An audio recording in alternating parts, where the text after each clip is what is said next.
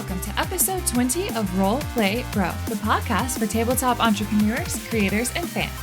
I am Courtney Stover of Lightheart Adventures, and in this podcast, we talk to the creators behind the brands and the tabletop roleplay gaming space about who they are and how they are turning their passion for gaming into a career. Today, we get to hear from the lovely Jess and Tony, the creators behind Works of Whimsy Studios. I discovered Jess a few months ago on Twitter, like you do these days, when she shared a gorgeous piece of art featuring a rainbow splash with a D20 on top. It was really pretty, so I started to follow them and check out their stuff. They have an Etsy shop full of some really gorgeous creations. Paintings, pot holders, keychains, dice vaults, an enormous D20, you name it. In our conversation, Tony and Jess talk about their journey to this point of working in their basement and how Jess is now able to be a full-time creator, working with your family because they also get to work with Jess's mom. We talk about the ins and outs of Etsy and how we are made for more than being stuck in the grind of doing jobs that make us miserable. It was a really fun and inspiring conversation. I do realize that the episode is a bit long, but I think that we should just accept that when I am interviewing more than one person, I'm probably just going to go over that normal time-hour limit. Hope you don't mind too much. However, since it is a longer episode, I'll keep the business items pretty short. If this is your first time tuning into the show, welcome. This podcast is a part of Lightheart Adventures, which is a small company that I co-founded with my husband. We offer a weekly blog on our website where you'll find tips for running games, free monthly one-shot adventures, product reviews, and more. You'll find the blog at lightheartadventures.com. Brenton, my husband, also creates beautiful dungeon maps, both on DM's Guild and for commissions. Some other ways you can support us and the show are by checking out our Patreon, subscribing to the show, leaving a review, and checking out our affiliate links. One of those affiliates is Dice Envy, where we've purchased some of our absolute favorite dice. There are gorgeous sets in resin, metal, wood, and they actually just released a super pretty purple and turquoise set called How Do Want to Do This in honor of the Summer of Abria. Go to diceenvy.com, enter in code LightheartADV to receive 10% off your order and help support this show. Okay, please enjoy this conversation with Jess and Tony. All right, friends, I am very excited to now introduce you to Jess and Tony, the creators of Works of Whimsy Studios. How are y'all today? Doing very well. I'm doing great. Yeah, I'm not sure what part of the country you're in, but are you also going through a very wild heat wave? We are actually in near Kansas City, Missouri. So we have been in the middle of a very wet, humid week. Ooh. So yeah, it was super hot here like last week. Like we broke 95 degrees, which is not unusual for this part of the state or for this part of the country, but it hadn't happened for quite a while. And yeah, it was pretty toasty. Yeah, I grew up in Florida and also spent some years in Texas. And so in theory, I am used to the heat. But now I'm in Oregon and it's not meant to be 115 degrees. And that's what we had yesterday. You hit 115? Yeah, I was like, I honestly don't think I've ever actually been in this hot. Like even Central Florida, I don't think I did. I don't know that I've ever, like here in Missouri, we get a lot of heat, but I don't think we've ever hit that. I don't know. That's insane. Yeah, I mean, I'm very fortunate that I'm in a house with air conditioning. Yes. But that's not necessarily normal here, and it was rough. Yeah, I can only imagine. Yeah. Well, I'm glad that y'all are only in the 90s. Yes. Actually, we're in the 70s today. Oh, I'm jealous. Because of all the rain. Yeah. Yeah. Yeah. Well, I hope that your summer stays cool. It won't, but thank you. Cool. Well, I would love to kick things off by having y'all introduce yourselves. So if you want to just tell us a little bit about who you are, what you do, and how you got into gaming. I'm Jess. I was a veterinary technician for a long time out of school.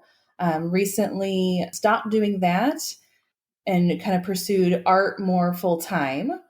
Got into gaming, really. I've been playing video games, RPGs and tactical kind of RPG games since middle school into high school. definitely through college, a lot of Final Fantasy in college. Didn't discover really tabletop gaming until we moved here and had some friends that would play games. We'd have board game nights. Didn't get into the D&D until 4 or 5 years ago, when a coworker asked us to join a group, and we've been going strong in D&D since then. Yep. And I'm Tony. I am a teacher, and I've been teaching. I just finished my 16th year in education. My background is actually in mathematics, but right now I am teaching engineering classes, and I love getting to work with the students and the creativity and helping them come up with designs.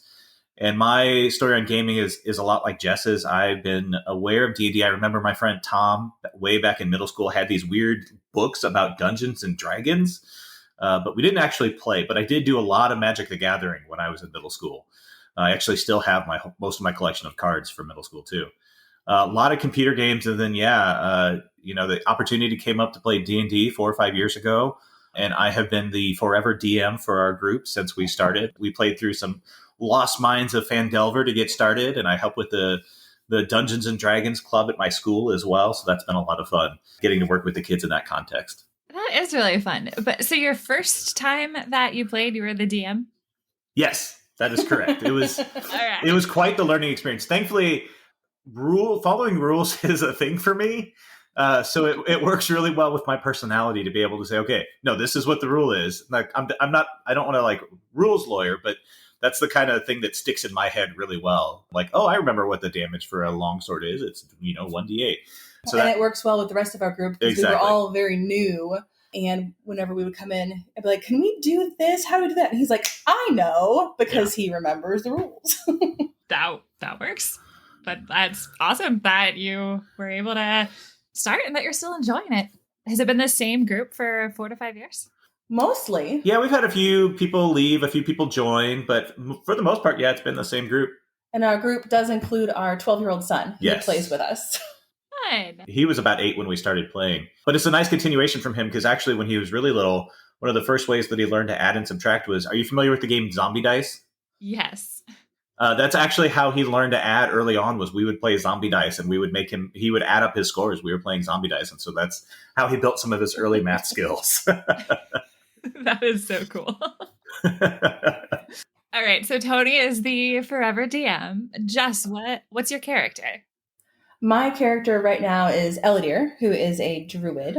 She constantly wild changes when she's nervous or when she's overwhelmed by situations. So she's often something else.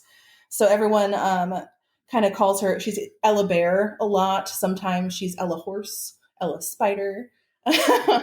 So I end up being an animal off a lot. I'm also kind of the all things character because we only have 4 players in the campaign right now. So I have a barbarian, me, a ranger, and a rogue. So I'm also the healer and the secondary tank.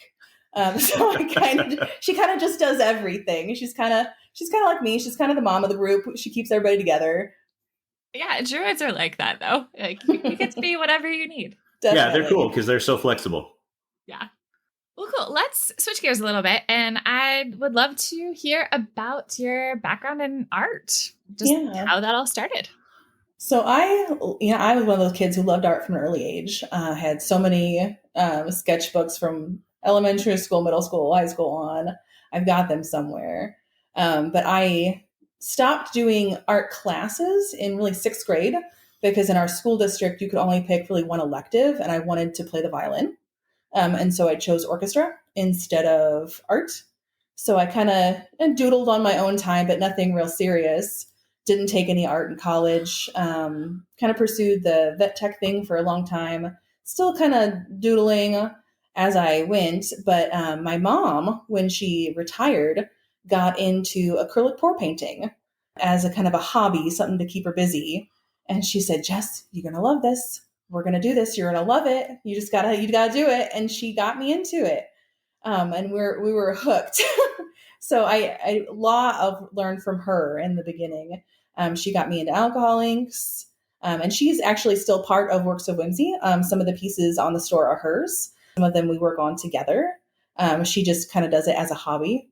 But it's been amazing with the kind of technique videos and people who are out there to help you. I'm having trouble with this. What do you do? How about adding this to paint? What'll that do? And it's such a nice community in the, I call it the fluid artwork community, that I've been able to grow with this new medium, because I always wanted to draw really well, but never took the classes or sat down with the time needed to draw really well. And so this has been a very good outlet for me to kind of let go and be creative. Yeah, I've seen some of the videos that you've shared on Twitter and TikTok, and it looks so cool just watching what happens. It's so fun. It's one of those things where you can't have a very distinct notion of what you're going to do. You can kind of have, I'm going to use these colors, going to kind of use this technique, but the inks and the paints are just going to do what they want to do. And you just kind of have to accept that, which is a really great thing for me, because otherwise I'm a perfectionist. And if it doesn't look like what was in my head, I'm going to not be happy with it. Fair enough. So how long ago was that she introduced you to this? Oh, gosh. It's been a little while, probably 4 or 5 years, kind of in the same range as D&D for us. Yeah, maybe a little bit longer. Yeah. Okay. So how did it go from learning to do this acrylic pour to, I would like to start an Etsy shop? What was all that process like? Yeah, so we've had the Etsy for a little while. Mom and I started it 2019, I think, really as a way to try and pay for our art supplies. It's what it was. It's like, if we can sell some things, that would be awesome. And then we can buy more art supplies and sell some more things and buy more art supplies. And it's just a whole cycle. We really didn't get into, maybe we could make this a business until this year, when I stopped doing the vet tech stuff. And we thought, maybe, just maybe, if we get this grown enough, people seem to like it. I have fun doing it. Maybe then I could stay home and just do art, and it would make me happy. That, I think, is definitely the dream. Yeah, exactly. Absolutely. Yeah, I would love to hear a little bit more about just the dynamic, because I know the two of you work together. You've mentioned that your mom is working with you. For me, my story is kind of the opposite of Jesse's. I've always been a lot more technical. Like I said, my background is in math. So I never really did art. We actually started dating in high school. And I still remember sitting, there was one time we painted a painting of a tree, and Jesse's is color swirls, and mine's very technical. And it was really funny looking at the two. It's really funny looking at the two halves of the painting. We still have that around here someplace. And so I never really did art until I started teaching these engineering classes about 8 years ago. And then I realized that there's this whole technical side of art that I can't freehand draw very well. But if you give me a set of rules, like an isometric style drawing, I can actually follow those rules pretty well. And it was something that I liked. And so that kind of introduced me to that idea. And as they started doing their acrylic poured painting for a long time, I kind of stayed off to the side because it's not really my kind of thing. The exact thing that Jesse loves, how you're not really quite sure what you're going to get out of it, is the exact thing that for me personally kind of drives me crazy about it. But what I found as I started working, I'd been doing 3D printing for about 8 years now. And I started seeing oh, well, if I did this, it would work well with what they were doing. And so it's kind of neat because Jesse's got this really creative side, and she does a lot of the artistic stuff. And so she comes to me with an idea and she says, how could this work? And I'm like, okay. And in my head, I start thinking through well, if I did this, then you could do this. And it's a really neat dynamic because she has this creative idea side of things, and I have the technical, okay, now how we're going to put this into practice, how we're going to make this a thing side of things going on. What equipment are you using to make that? We have what we affectionately refer to as our little army of robots. I have the robots that I'm using right now. We have a filament 3D printer, an Ender 3 Pro, that prints we have dice boxes that I 3D print, and the big D20s that we've been working with. I print the connectors on that. I have a resin printer that we use more just for us for fun. I print minis. Jesse loves painting minis as well. I have a mini CNC that I got for Christmas that I'm still kind of trying to work my way through, and what all I can do with that we use to carve dice boxes and stuff like that. We actually just got a Glowforge about 3 weeks ago, and I freaking love this thing. Like it's it's just so much fun to just like push a button and this laser cuts this stuff apart for you, and it's just so much fun. And that's part of the dynamic too, is we have Works of Whimsy primarily is our basement. It's a finished basement that originally we were going to put like a big screen down there and do theater surround sound. And now it's just, it's work. It's our workshop down there. And so half of the workshop is Tony's, and it is very clean line desk. Robots are in their places. Everything has a home. Everything's neat and organized. The other half is mine. And I've got things willy-nilly everywhere and cubbies full of art supplies, and paint gets on everything and ink gets on everything. And so it's kind of fun to just go from one side to the other. And that's us. Yes. But we meet in the middle and make some really cool stuff, and we work really well together. My mom is a lot like me. Yes. She actually lives in St. Louis. So we don't art in person very much right now. She and I will paint via FaceTime a lot together. But she's one who too she'll see an idea and she'll text us. She's like, "Hey guys, can we make this? Can you make this? Can you do this?" And so she is kind of the idea person too. Okay, gotcha. Yeah, as you were listing off all of those robots, I was definitely curious about where do they all fit? Long IKEA desks in a very nice row that makes an L in the corner of the basement. Oh, and we all of our robots have names too. The 3D printer is Ender because it's an Ender 3 Pro. The resin printer is Rosie. The CNC machine is named Chuck because the chuck is what you put the drill bit into.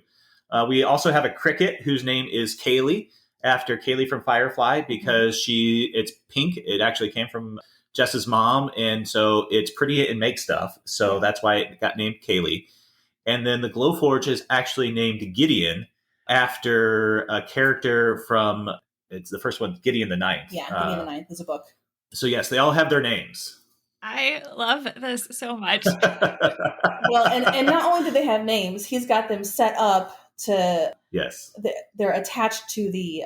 They're on a smart Wi-Fi strip. So he can say, "Hey, turn on Gideon.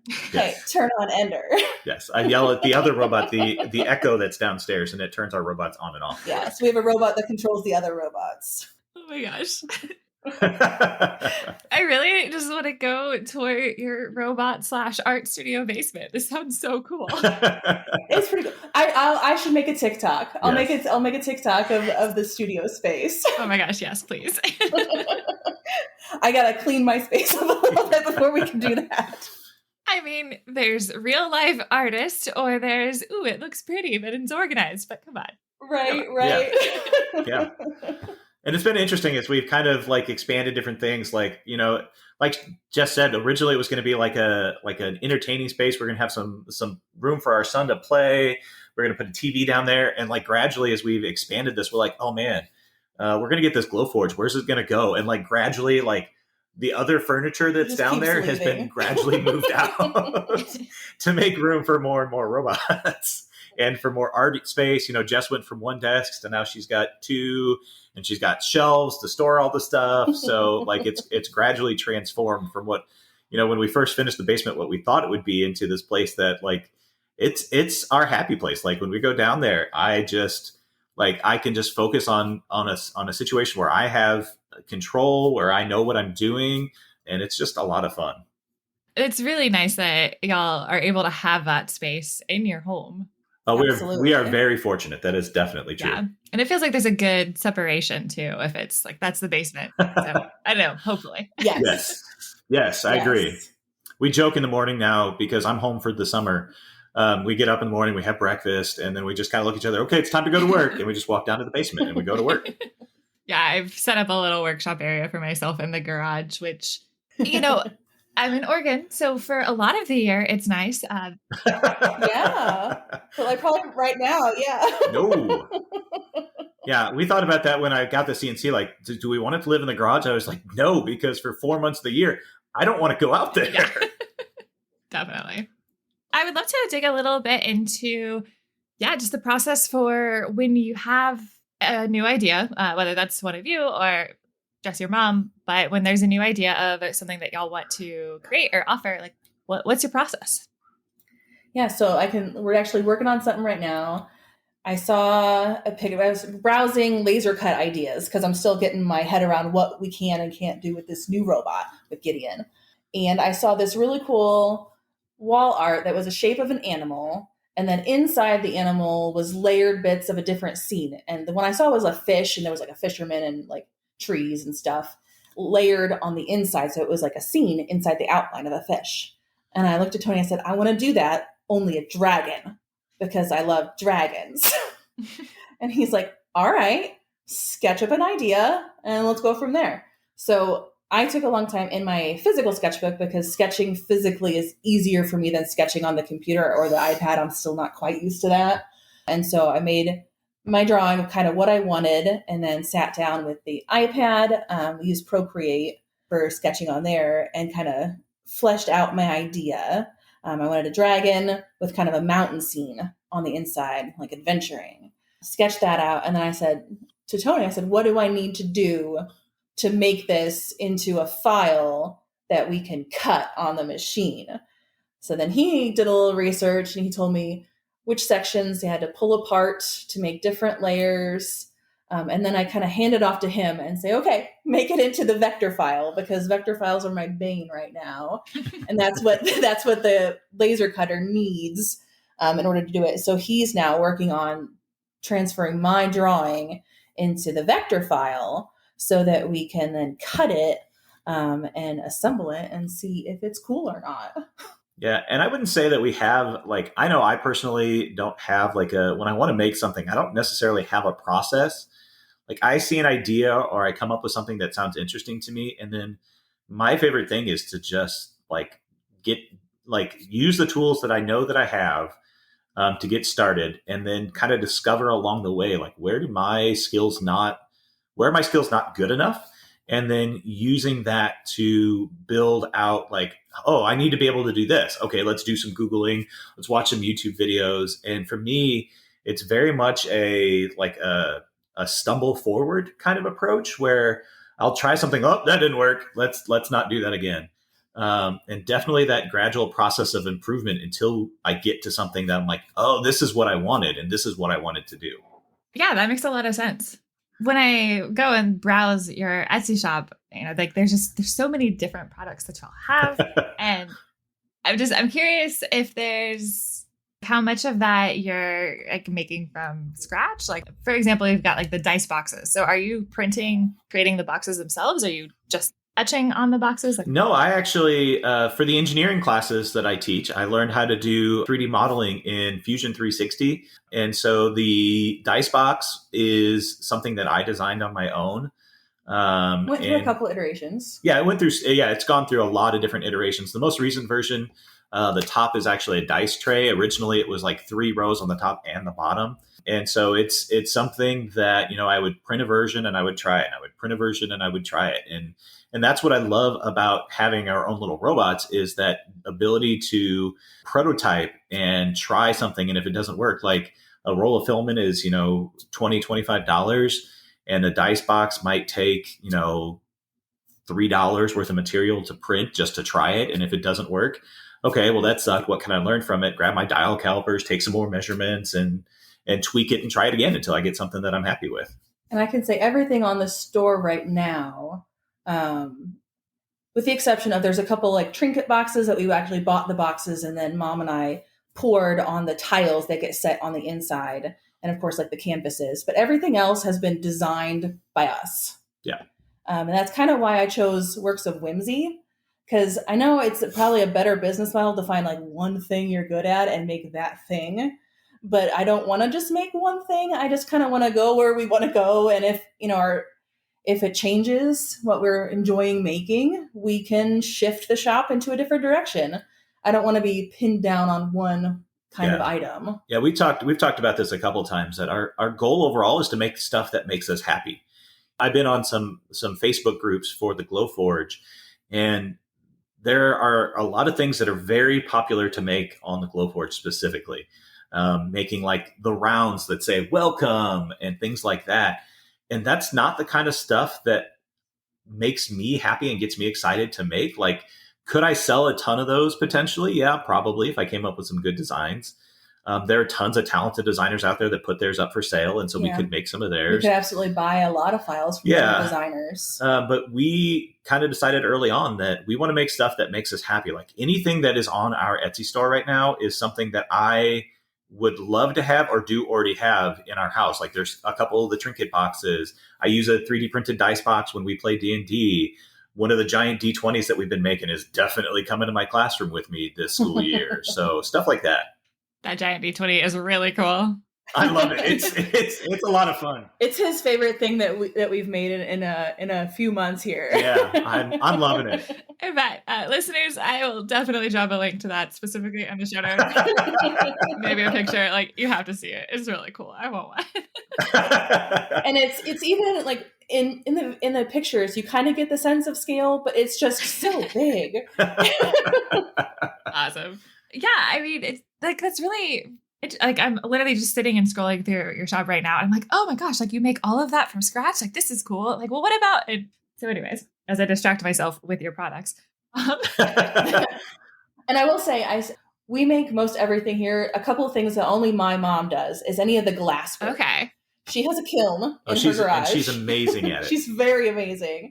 So there's some like glass pendants, and the recycled wine bottle spoon rests are my favorite thing that she does with the kiln, because we always joke that we sell a spoon rest and that means we can buy another bottle of wine. I mean, obviously. And then it gets recycled into a spoon rest, and then we get another bottle of wine. But any of the glass work is a Cindy exclusive. I don't do any of that. Yeah. There's Tony. She's got all of that skill under her belt. And she's our resin expert as well. She has this magical ability when she resins things to just get this mirror finish on it. It's amazing. Resin and I have a complicated relationship because I get very frustrated with it. If I'll always have like a bubble pop up at the last moment, or if with the 5 cats in the house, a cat hair works its way in no matter how clean of a space I have. But she's very good at it. Yes. So the planter pots. Yes. The planter pots, Mom and I both do. Actually, it's kind of funny. If you look at them, if any of them have a top to bottom design, like the drip downs, those are usually my mom. If they're swirled in circles around the planter pot, that is usually me. We didn't really realize that we painted in different It's like how people eat corn on the cob.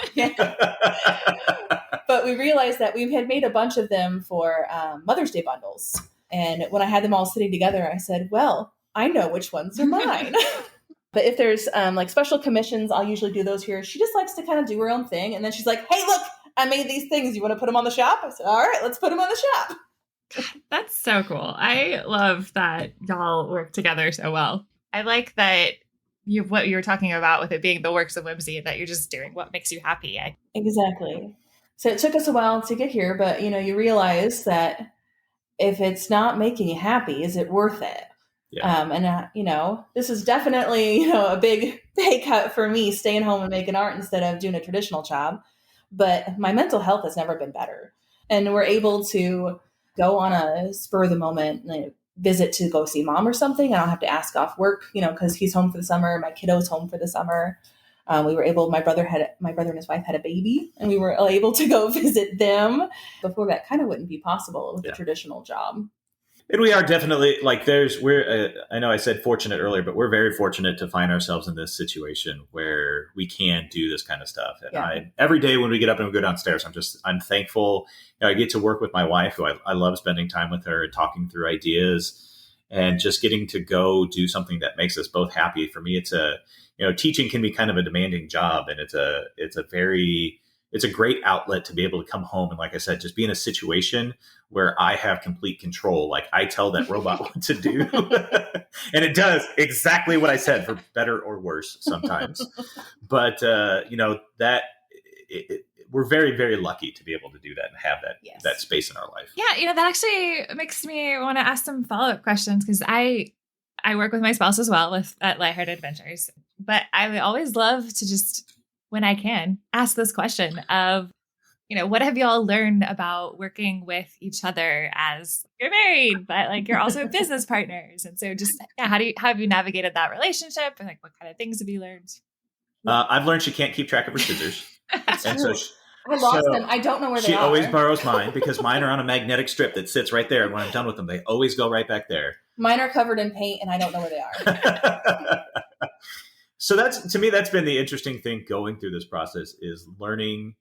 We've been married it was actually our anniversary on the 26th. So this was 17 years that we've been married. Congratulations. And so, Thank you. you. But like you said, we've been together since high school. So add 5 years onto that. Yes. Mm-hmm. Yes. And so obviously we know each other really well. And so it's just kind of deepened my appreciation for how her brain works and how she sees the world. And, this to me has been kind of a natural extension of the relationship that we already had. We've always been very, very open and shared and and been each other's best friends. And so this has been a really neat extension of the relationship that we already had. And I've been very much been able to I know my brain works differently than his. And Yes. I see things in my head that I want to do. And I've been learning a lot working with him on how to express what is in my head. But like, I want to do this and it does this and this and this. And he's like, oh, what?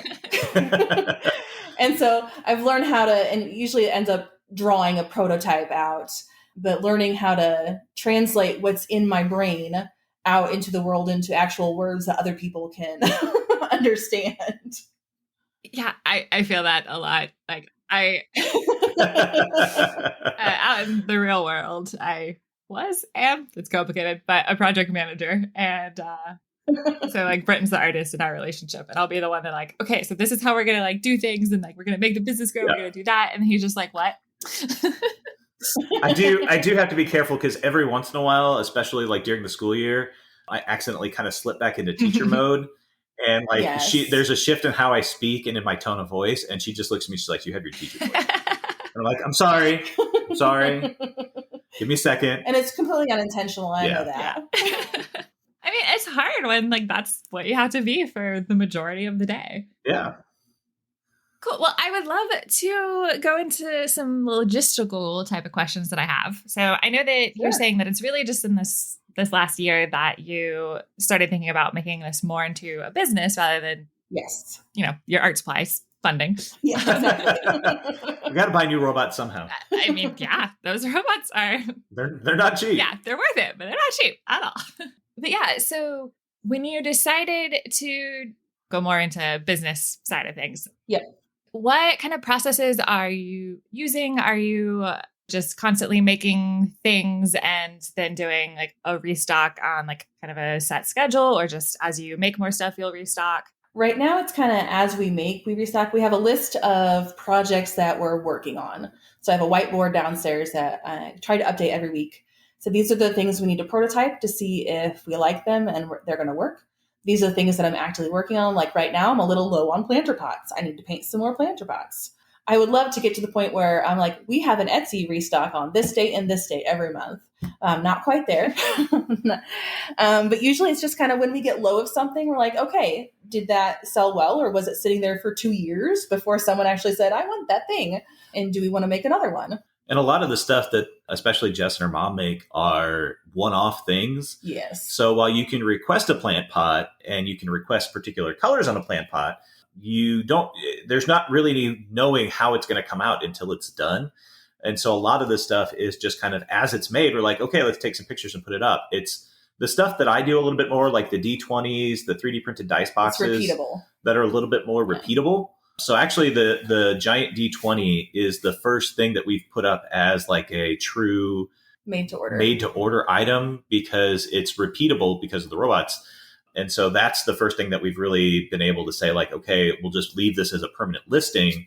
People can order it. Whereas like plant pots I can't make two things exactly the same. Even if I have 2 pieces of paper in front of me and the same inks and the same paintbrush, they will not look the same no matter what.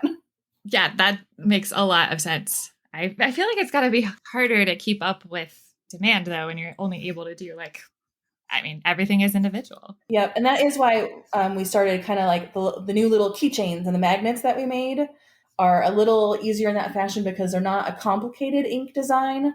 And so I made very explicit instructions for myself on what I did when I made them. But it made a point to say, these are they're unique. Each one, you're going to get this color. It's going to be this general design, but each one's going to be different from the one next to it. That's the first time we've actually tried to make something in a bigger quantity with the inks or the paint on it.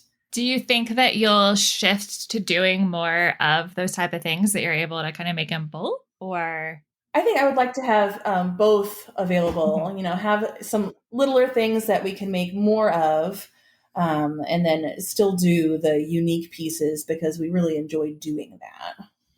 Yeah, the kind of range of things I think has been a good shift, because custom stuff is one thing that we've struggled with is what are good price points for the items? Because, as you start thinking about pricing something, if it takes me the wood dice boxes that we have, there was my design time, and then each half of the dice box is about 5 hours of machine time. Then it's an hour or so, if not more, for me to sand them down. And then Jesse has to paint them, and then we have to resin them, and I have to drill out the holes really carefully to be able to put the magnets in there. And then the time to put, 3 different, we used tried and true as a finish. And so 3 different coats of tried and true on there.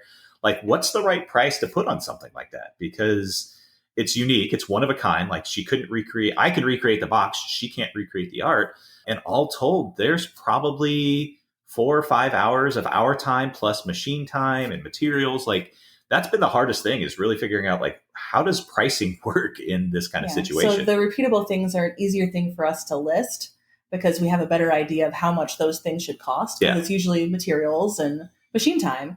Yeah. Is there a formula that y'all have kind of come up with for the more custom work? Our formula is, I look at Jessie and I say, how much do you want to charge? And she's like, I don't know, how much do you want to charge? And then we say, okay, how much so normally what we do is we look at material costs, and then the rule of thumb that I've seen a lot online is 3 to 4 times your material cost. And then plus whatever you think your time is worth that you've put into that is kind of how we base it.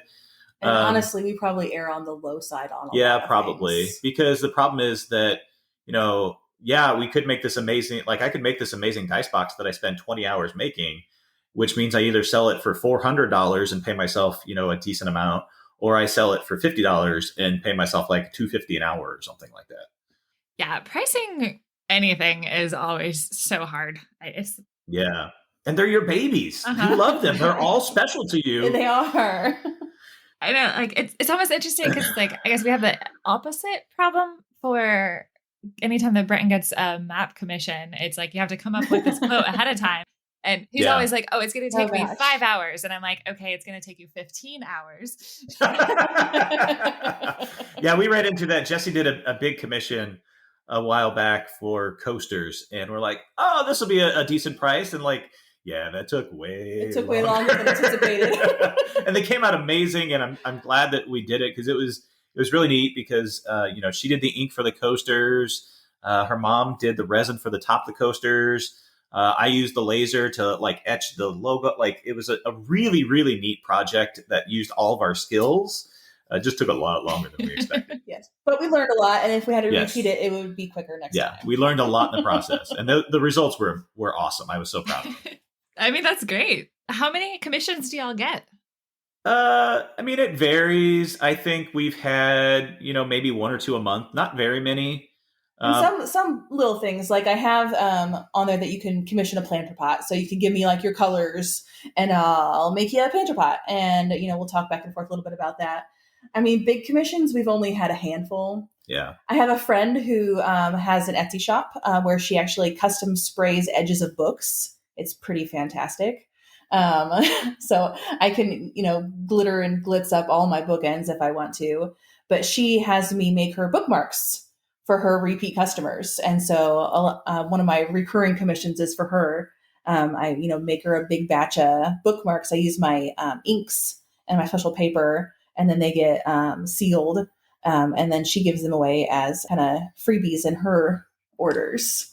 And so I think that's our only recurring commission. And a lot of the commissions that we get right now are from friends and families. They request specific things. Really, the biggest challenge that we have right now is just constantly growing that audience. and this is where Jessie has put in probably the most time. In a lot of ways, more than she actually spends creating stuff, is just the social media. And like you said, on Twitter and on TikTok, and trying to get it in front of as many eyeballs as possible has really been probably the biggest challenge along the way for us.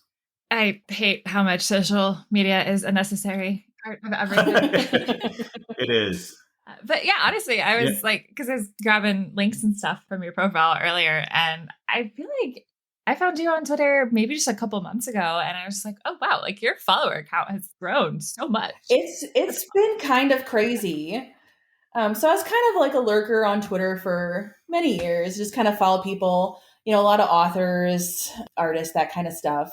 And then, and I keep kind of alluding to switching jobs up. I lost my job in March. I had been there for 13 years and got fired unexpectedly.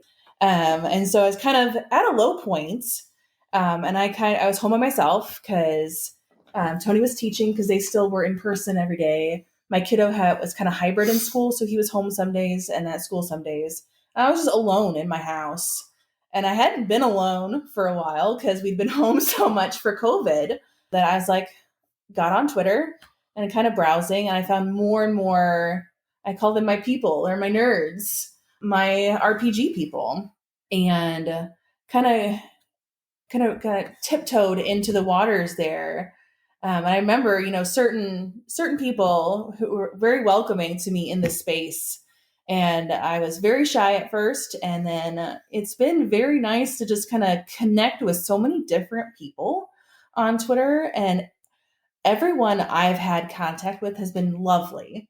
I don't know if I found like the best corner of Twitter ever, but I think you have. But everyone is so encouraging of everyone else. If you've got a project, everyone else blasts the project. Everyone is like, you can do it. And you're having a bad day, they'll send you cat pictures.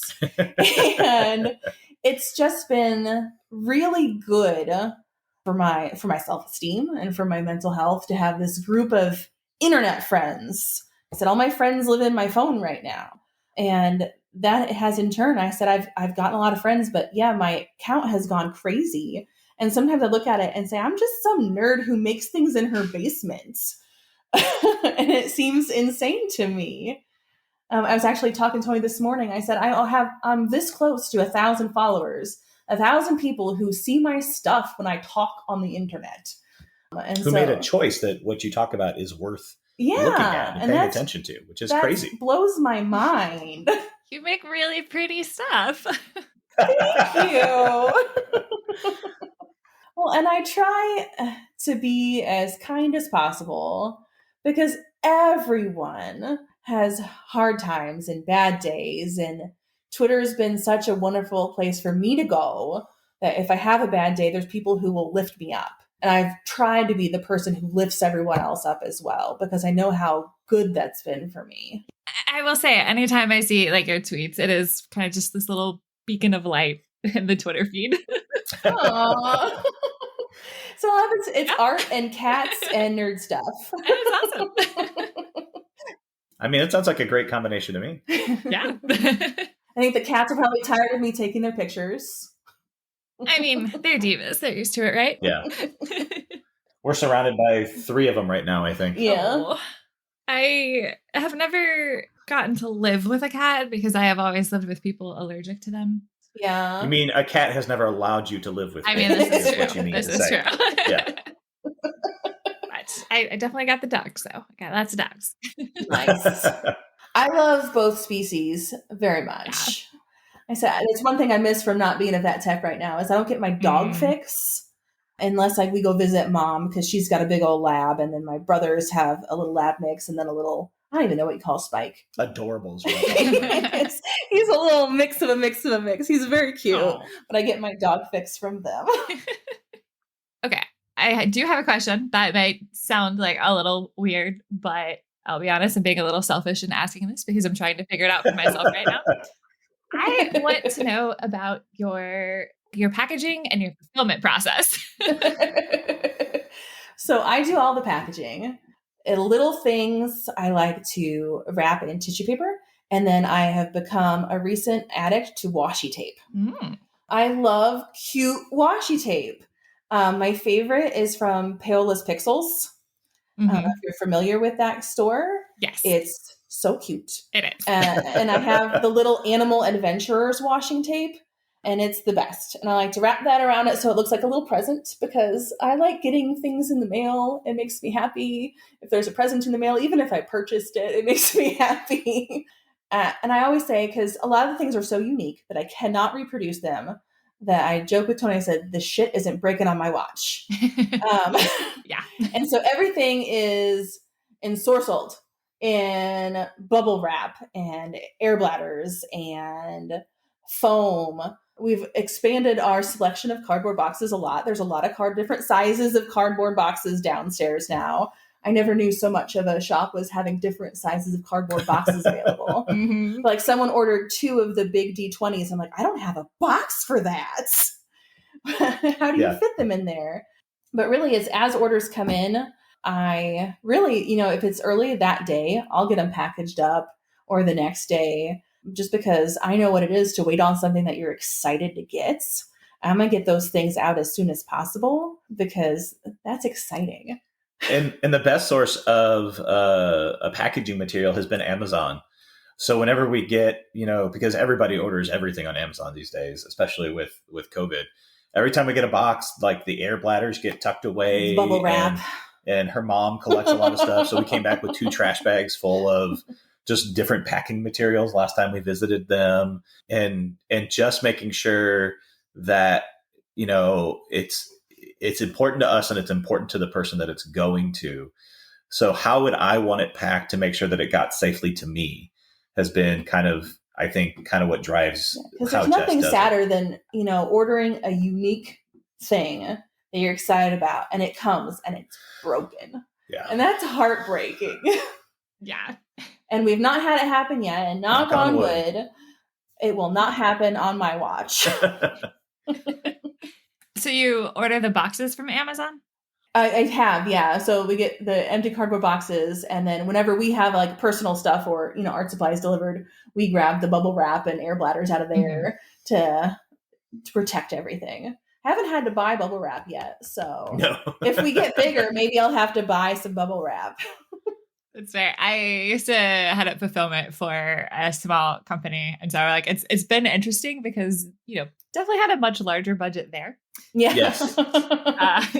Didn't actually have to think about the costs other than just overall. But so I'm just curious where the smaller studios are getting. Yeah. Well, we've learned a lot of what not to do from Amazon packages. Yes. Every box I take gets shaken before I send it out. I'm like, is anything moving in there? No. Okay. And every order does. I like when things come with little notes and things. This is a lot of things I enjoy when I get packages, so then I do them for other people's packages. And so I make little cards. I have cardstock that's kind of shiny on one side, and I use a couple drops of my ink to make a little painting on the card, because it's real easy for me to just pop that down. And then everyone gets a tiny little cute little art card that says thank you in their order too. I love that so much. I like getting the little notes and stuff too. See, me too. It's just that personal touch. And it's, that to me, that's why you go to Etsy, because could you find similar things for less money on Amazon? Yeah, you could. Like the dice boxes that we make, you can find similar things on Amazon, but you go to Etsy, you go to personal stores like this because you want that personal touch that somebody made it. And that's why I think that little touch that Jess adds with the washi tape and the thank you cards is so important, because it shows that somebody cared enough to do this and send it to you. They didn't just toss it in a box and throw it in the mail. Yeah, absolutely. I'm curious what y'all are feeling about selling on Etsy. I've had a couple different Etsy sellers on the show so far, and I feel like I always get the mixed reactions. Yeah, and it's a very good starter place, because I don't have a business background, and it was really overwhelming to try and think about making my own website right off the bat and, selling from there. And then how do I get people to see it? And so Etsy makes it really easy to start, because it's really easy to make a new listing. You can have them calculate your shipping for you. Yeah, they take a cut of everything, but anywhere is going to. Would I love to get off of Etsy? Yeah. I mean, the long-term plan is to make our own website, get everything transferred over there, and be able to retain a little bit more of what we're making off of sales and not be beholden to Etsy for anything. But it's been a very good tool, especially to get started. Yeah. And Etsy, I think, to me, one spot where I struggle a little bit with Etsy is their discoverability is not really great. Like just because and it's not necessarily Etsy's fault. There's just so much stuff on there.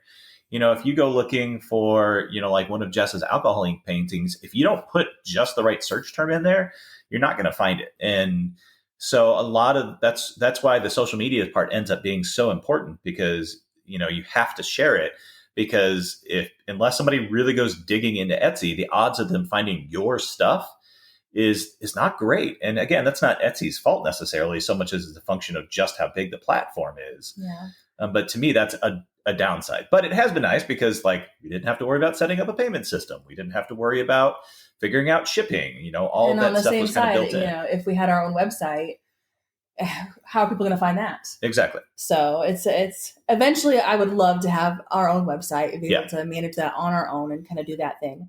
But I said overall, and for occasional sellers or beginning sellers, I think it's a great tool.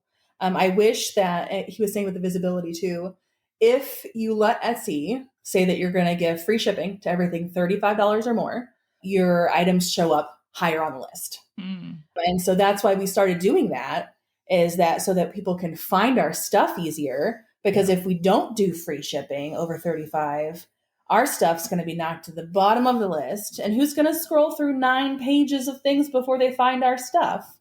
And so that's kind of where that started too. That is rough because shipping is not cheap. It's not. And so I would say, thinking about our current sales, like for the month of June, about 15%, I think, of our sales has gone to shipping and Etsy fees. Yeah. That's a lot. That sucks. Yeah. Well, and I think a lot of it too is, your pricing. You got to figure it out. And so, and I saw someone, I forget who was it on Twitter, who was talking about, guys, if I offer free shipping, as a consumer, would you rather have a higher price on an item and have free shipping, or have a lower cost on an item, but you pay for shipping? And the response was overall higher price, free shipping. It's just the way their brains work. You get that free shipping and that's great. So we've had to really think about, when we have new things, we said, all right, this is going to be over the $35 mark. We need to make sure that we account for a little bit of the shipping cost in the pricing of the item. Yeah. Yeah. Because I feel like what a lot of consumers don't realize is that it's not just paying the price of the actual postage stamp. It's also all the supplies, exactly. The boxes, the tissue paper, the bubble wrap. And the time, when Jess sits down to fulfill some orders, it might take her an hour or two to get everything packaged well, to get all the shipping labels sorted out, and then the trip to drop them off. There's time and money involved in that. Yeah. Are y'all using the post office, FedEx, UPS? Most of the post office, just because that's what Etsy links to most easily, and it's worked pretty well. Sometimes if I need to get something faster, or if it's a particular fragile item, I'll use UPS because I feel like it's a little safer. If I'm not quite sure about the packaging, I have these big Lazy Susans that we sell sometimes, and it's a very large item, and I'm afraid of it getting squashed on the sides. And so those kind of things I'll drop off with UPS, but most of the post office. Yeah, we were a little hesitant to use the post office towards the beginning of the year, as kind of everybody saw at the end of last year how the post office COVID was crazy. Definitely, struggled a little bit there with COVID and everything going on. But they've been really reliable. Overall, we haven't had anything arrive damaged. It all gets there relatively quickly. So yeah, we've been really happy using the post office. Yeah, I think they've kind of caught up, I'd say. I hope so. Yeah, it was rough there for a while. Beginning of the pandemic was definitely you're going to be waiting for 3 weeks. So have fun. Exactly. Yeah. And kudos to all them for making it work. But yeah, it was rough there for a little while. Yeah, for sure. So the next thing that I want to ask about is that I noticed that you recently started a Redbubble shop. Yes. Just how's that going? What can you tell me about that? I have had a total of one person buy something from Redbubble. So I put it up there as a way to kind of, because, as my ink designs are basically, they're a one-off.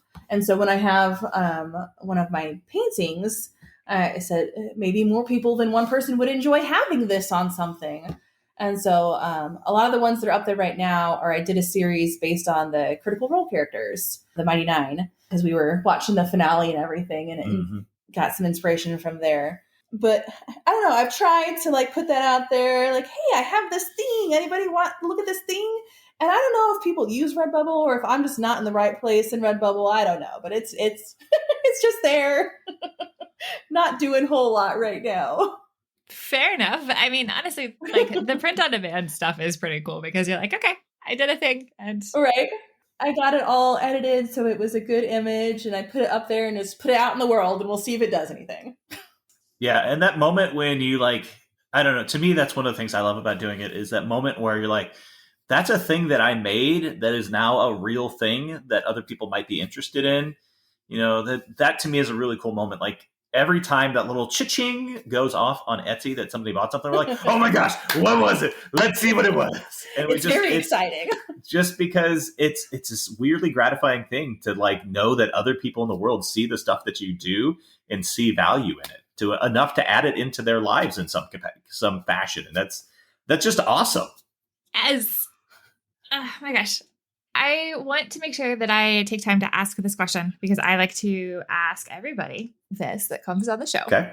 Which is just looking back over all the time that you've spent figuring out like how to make all of these things, investing in your robots and moving this towards an actual business. Mm-hmm. What would you say has been the most challenging part? I'll let Jess take that one. She's been at this longer than I have. I have been doing it.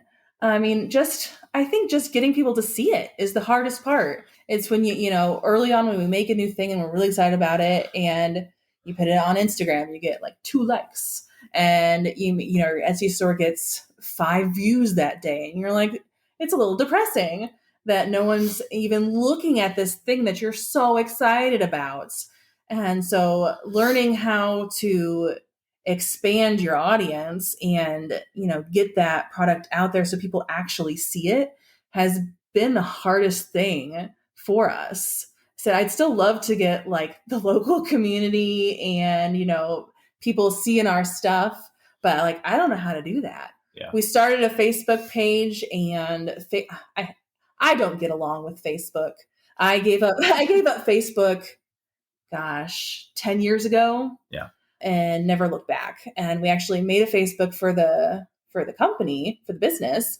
And it's trickles. Yeah. And so we actually just signed up for our local community has a like fall festival. Yeah. So they have crafts and local businesses and like carnival and food and stuff. And we will be a vendor at that event in September. Cross your fingers as long as nothing else goes wrong because it was canceled last year due to COVID. And so, getting out there in the local community and saying like, hey, we're here. If you guys, want art or projects, we're here. We can do that for you. Yeah. So, getting people to see it is the hardest thing, I think. Yeah, we're in this, like, I love how easy it is to be a creator and a maker these days. Like the Ender 3 printer that I used, I think the machine was right around $200 when I bought it. The first 3D printer that I bought that was smaller, less capable, and had more issues, which it was a great machine. I paid 4 times that much, 8 years ago. And even then, like, that was a cheap machine. Like, 3D printers used to go for $10,000. And that barrier of entry for people has gotten so much lower, which is awesome. But it also means there's a lot more people out there who are trying to do the same kind of things that we are and trying to create that opportunity for themselves. And so, yeah, I would agree with Jess that trying to figure out like how can we get ourselves out there as much as possible has kind of been the biggest challenge because, like we said, we focus on making things that make us happy. So the making stuff is fun. But then in order for it to work as a business, people have to buy it as well. That's the tricky part. Yeah, I've noticed that when you are an artist and you want to just be creating all of the time, and then you have to suddenly also be a marketer and a business owner. It'd be so nice if we could just make things and just put them out there and Yeah. And people just automatically found the things that made them happy. And they're like, yeah, I'll buy that from you. Like, you didn't have to do any work. That'd be great. Yeah. Well, let's flip it around. What has been the most rewarding part of this journey so far? For me, it's like I said earlier, that when you make something, I've been making for a long time. I actually knit. I'm a really good knitter. He really is. Or like making bread, like we did sourdough for a long time. And, that process for me of taking something that's nothing, this raw material, and turning it into something that other people see value in, I think is just so incredibly rewarding to, when we put like the big D20 out there and people are like, oh my gosh, that's so amazing. Like that there's that gratifying moment there where like, yeah, I did work and people like it. And kind of on the same vein, I like making people happy. I'm one of the people who I will bring you snacks. I will pick you up a coffee. This is why Ella Deer is the mom. This is why Ella Deer is the mom. It's true. I love when we get a review for something and someone says, oh my gosh, I love this. It makes me smile. And, it's just what I wanted. The fact that I can make something that makes someone else happy just does wonders for me. We're happy. I want other people to be happy. I want everyone to be happy. That is so special. We could all do with more happiness and kindness in our lives. So true. we try to be a source for that when we can. Yeah. Especially with this last year. Like I love that you were able to spend the time to do what makes you happy and then also to share it with us. That's been my big takeaway from the last year. And, as Jesse's gone through the struggle with work, like you can do a lot of different things in your life, but to me, the most important thing is to do what makes you happy. And because if you're not happy, like, what's the point? I have this conversation with my students. Like, could I make a ton of money going into industry and working with computers or with engineering? Or even a larger school district. Or a larger school district. But I love what I do and I love where I'm at. And it makes me happy when I get up and I go to work in the morning. And to me, that's the most important thing. And as Jessie has kind of tried to figure out what she wants to do next, my first question for her was, well, what's going to make you happiest? Because that's what we need to pursue. That is really good advice. And it's so hard for people to find that. Well, and, we acknowledge that a lot of times you can't. And it's for financial reasons or family reasons. And I said, we're very fortunate that we've been able to work on that and be able to I told them we're going to try it. I said, we're going to give it till the end of the year and see if it's still feasible financially for me to just be home and making stuff. And if we're still stable, let's go at it. Because this is the happiest I've been in a few years.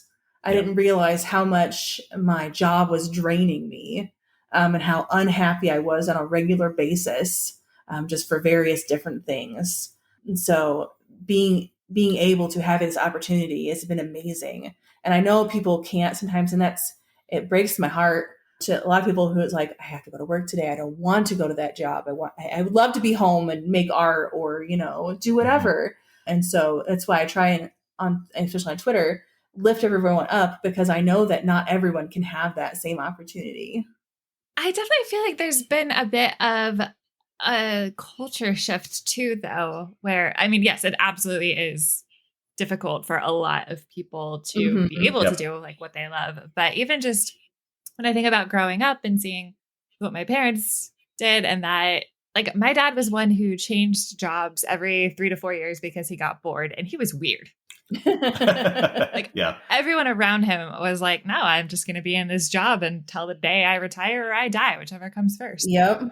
And first off, I think that sounds terrible, but it seems like slowly, like, younger generations are trying to change that and trying to find, like, no, you don't need to be miserable. Like, you were not born to be miserable. Exactly. Yeah. And I think that's a fantastic way that we're moving. I said, you don't have to be upset. You don't have to be, sad or hate your job. You got to put in work for it. But, we can achieve so many things that we don't think we're capable of. If you just give yourself a chance to. Yeah. And I think I've seen that a lot, because I'm sure we've all seen the news reports about how there's so many open positions. And I think you're right that a lot of people have said, could I go out right now? Could Jess go out today and find a job that would pay some bills for us? Yes. We are lucky enough that she doesn't need to do that. And I think a lot of people are starting to realize that, yeah, I could get a job, but I don't want to just get a job. I want to do something that matters to me. Or at least somewhere where they care about you. Yeah. And you're not just a number. Yeah. Courtney, I think you're 100% correct when you say that. Yeah, I'm kind of in the middle of one of those transitions myself. So I'm like, this is nice. It's definitely hitting all the strings. Yeah. And when you find that thing, you just know, like, do I get up every morning and like, oh my gosh, I get to go to school today. I'm so lucky. No, there are days where I wake up and I'm like, I just really want to go back to sleep. But when I get there and I get to work with my students, like, that's what I love doing. And, this working from home and doing this stuff has been an extension of that because, the kids at school, like, well, what do you make? And now I can tell them, like, look at these cool things that we're working on and that we're making, that we're creating. Yeah, that must be some really fun conversations with your students. No, they're generally not as impressed as you might think, but some of them are. Our 12-year-old, we were talking about this earlier today too. Like, it's funny because like we got the Glowforge and we showed it to him for the first time. He's like, okay, that's cool. Because just because he's been around, all our stuff for so long that what some people might think is super awesome, he's just like, oh yeah, okay, yeah. Yeah, he'll break a toy. Like I remember there was a time he broke it. A toy got stepped on and broken. And so I grabbed my computer, grabbed my dial calipers and like measured it out and modeled it on the computer and then 3D printed a replacement part. And he's like, okay. And like took it and went off to play. And I was like, no, you don't realize how cool that is, man. Because that's just how his life is. Like we make stuff. I mean, like on the one way, like it's really cool that he is able to have that expectation of like, it's broken, but it'll be like, it's fixable. It can totally happen. Exactly. Yeah. But on the other hand, yeah, no, you say that. I'm like, that's so cool. You should be more impressed with me, son. Yeah, it's hard. It's hard to. Isn't that what every parent says to their kids? You should be more impressed by me. I'm your parent. Well, I think his generation too is increasingly hard to impress with that kind of stuff, just because they're so used to it. I mean, this is a kid who he's had an iPad since kindergarten in his school district. So I can't even imagine, man. It's definitely been interesting. When I started teaching 16 years ago, I had one computer in my classroom. Mm-hmm. And I never turned it off because it took about 2 hours to start up. And now I've got a class set of laptops. All my kids have an iPad. We do Zoom calls. Got 3D printers in the classroom. I have 2 3D printers in my classroom. Like, yeah, it's definitely changed for them and how they relate to those things. Yeah. Okay, well, as we start to wind down, I would love to hear if there are any upcoming projects that y'all are working on that you're willing to share. Yeah. I've had this idea in my head for a long time, is that there are a lot of like displays and boxes for dice. And I love dice. I also really love minifigures. I have a bookshelf that's on arranged bookshelves that I have all of like the big ones that I've printed on there. But the little ones end up falling off, getting broken. And I would love to, we've worked on a couple kind of sketch out of miniature display boxes, almost like a shadow box with like a scene behind it and then a lip on the front that you can either put on your bookcase or on your wall. That's like a little like snippet of an adventuring scene with you can put your little mini in there and keep them safe and display them. And that's been rolling around in my head for a while. Almost like a cross between a shadow box and a book nook. Yeah. Okay. Like you're literally describing something that I have been wanting for a long time. Okay. I'm working on it. Yeah. We're sketching out and prototyping to try and figure out what we could do with that. Yeah. I've been telling Britton, like, we need shadow boxes to display our minis in. So like they're decorative and they're not just like in a pile on a shelf. Well, and then with a scene. Yeah. And so my idea for like the first one, again, because I love dragons, is to have like a hillside and a little dragon on the hill in the background. And you have your mini in like the middle. And then in the foreground, you have like a tree or a little like grasses to help keep the mini in safe. And that's for like the one mini. And then I imagine making a bigger version with even like a step up. So you have 2 different layers to put the minis on. That you could have the whole adventuring party of the minis in the little shadow box together. And I just think that would be cool. Sign me up. I will be your first customer. Awesome. Because book nooks are fascinating to me. I love the little book nooks. They're so expensive, and I realize why is because they take so long to put all those little pieces together. But, having that little space on your bookshelf that is this little piece of art in between all your books, it calls to my heart. I call it my art heart. It makes my art heart happy. And I've got so many little minis everywhere, and I would love them to have a nice little home. Yeah, the upside of having a resin printer is that we have a lot of minis. Yeah. But the downside is that there's definitely a cart full of shame downstairs of these gorgeous minis. Well, to be fair, he can print them out faster than I can paint them. Yes. So. And I don't know if you're familiar with Artisans Guild on Patreon. They produce some amazing minis, and I love printing their stuff. And it's just always so cool. Yeah, I feel like it would be really dangerous if we had a 3D printer. I don't have. Well, it's most dangerous for the adventuring party because I have he's got all a lot these of super monsters, cool minis guys. over on the shelf that I could you're walking down the street and suddenly there's a giant frost giant in front of you, and how would you like to deal with this? It's always a little scary when he comes to me and says, "Hey, I've got some minis I need you to paint." And I said, "Well, what are they?" I can't tell you that. and are they going to try and kill me next week? I have to print decoy minis in there as well. He does. But yeah, on other projects, we've seen some success with the D20 and talking about what are some ways that we can keep that interesting. And I'm going to try making some acrylic versions just to see how they come out. I want Jesse to start sketching out some designs to kind of embellish them. To me, I want to be thinking about what else can we do with this? Now what? Once we make something cool, what's the next cool thing that we can do with it? I think kind of thinking forward to that next step is we've talked about too. Scaling up the little D20 keychains that I've made too. Yes. And making them into a true sun catcher. So making a bigger version that you could hang in your window that has the stained glass look effect to it. And that's on my list too. A lot of projects, not enough time all the time. Y'all are going to make me broke. So that's usually when I smile real big and say, "Sorry, not sorry." Those would make some awesome sun catchers. I think it would be really cool to see different materials with your huge D20. So I am here for it, man. This is awesome. Like I said, there are things that make us happy, and I would put anything that we've made in our house. Yeah, most of the prototypes end up ours, and they're in the house. I feel that. Yes. Well, Jess and Tony, thank you so much for coming on today. This has been really fun. And so for all the people that want to buy all of your stuff and become broke like me, where can they find you? They can find us at Works of Whimsy Studios on Etsy. My links are all in my Twitter. I'm Jess Geek Mom on Twitter. Works of Whimsy Studios on Instagram. Not a lot there. Do some pictures sometimes. Also on TikTok. I think I'm Works of Whimsy on TikTok. But all those links are in my Twitter profile as well. But yeah, definitely check out the Etsy store. Usually people find us on Twitter. My pinned tweet right now is, of course, if you find us on Twitter, if you found us from this podcast, you can put in a code called TwitterFam, and it gets you $5 off because I love this community and they've been so good for me and I can give a little bit back. Awesome. I will make sure to include all of those links in the show notes. Seriously, thank you all for coming on. This has been a lot of fun. Thank you. So this is our first time doing an interview of any sort about our creative processes, and you have been amazing. Yes, thank you so much. That's it for today's episode of Role Play Grow. To check out the show notes, you can go to lightheartadventures.com/RPG.